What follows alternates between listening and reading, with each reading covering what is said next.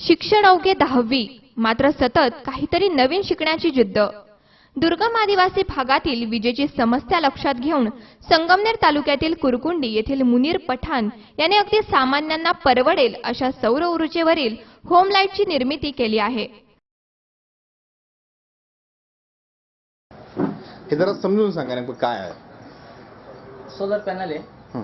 Solar पॅनलवर battery charge होते. Charge झाल्यानंतर हे दोन बल्ब LED बल्ब रात्रभर चालतात.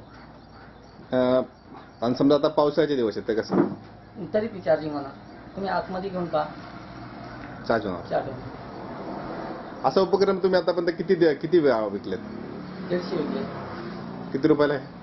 3600 रुपये. 3600 रुपयात काय काय?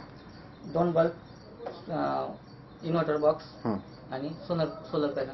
त्याची गॅरंटी काय? 1 वर्ष. 1 वर्षात काय झालं तर फ्रीमध्ये बनवून द्यायचं. फ्रीमध्ये बनवून. याचा नेमका उद्देश काय तुमचा? ग्रामीण भागामध्ये जे लाईट नसते तिथे हे उपयोगी पडतं. तुमचं शिक्षण 10वी. हे करत असताना तुम्हाला कुणी मार्गदर्शन केलं? आणि IIT बॉम्बे आणि वॉटर संस्थेचे जे लोक होते त्यांनी. नुकतेच मुंबई येथे झालेल्या कार्यक्रमात केंद्रीय ऊर्जा राज्यमंत्री पियुष गोयल यांच्या हस्ते त्याला यशस्वी ग्रामीण उद्योजकतेच्या पुरस्काराने गौरविण्यात आले. वीज न पोहोचलेल्या आदिवासी दुर्गम भागासाठी मुंबई येथील भारतीय प्रौद्योगिक संस्थेमार्फत 1 मिलियन सोलर प्रोजेक्ट राबविला जातो. त्यामार्फत संगमनेर आणि अकोले तालुक्यातील 56,000 आदिवासी विद्यार्थ्यांना अभ्यासासाठी सौर दिवे दिले जातात.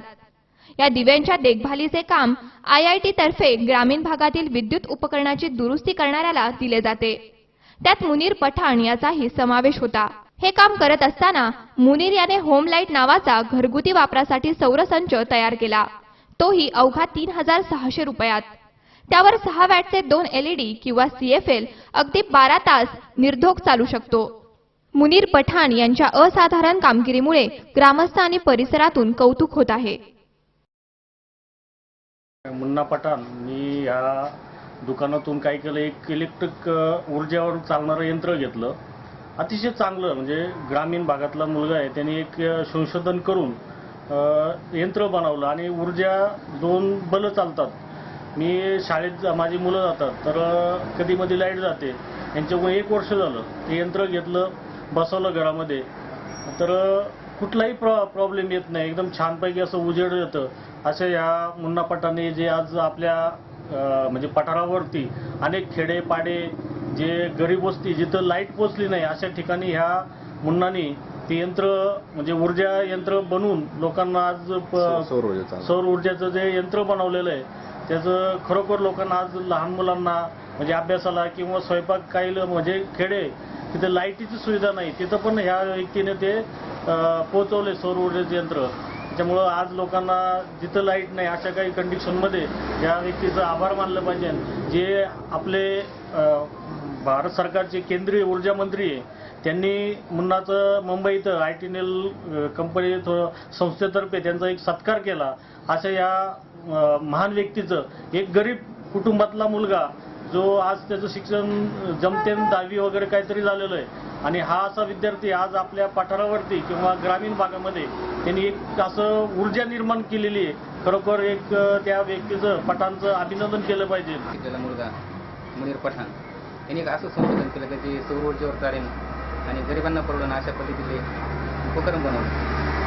त्यामुळे त्याची किंमत सुद्धा सामान्य माणसाला परवडण्यासारखी त्याने त्याचं संशोधन केलं. काही ठिकाणी चालू आहे अजूनपर्यंत. याच्यानंतर ही जे बनवल्याची दखल एक आपल्या भारताचे ऊर्जामंत्री सत्कार नुकताच येथे झाला आणि सर्वसामान्यांना आमच्या पठार भागामध्ये आज चालू 1 वर्ष झालं असेल पण अजूनपर्यंत काहीच फळ नव्हता. अजून त्या गोष्टी चालू आहे आणि एक संशोधन करून याचे एक चळवळ त्याने स्वतः तयार केली.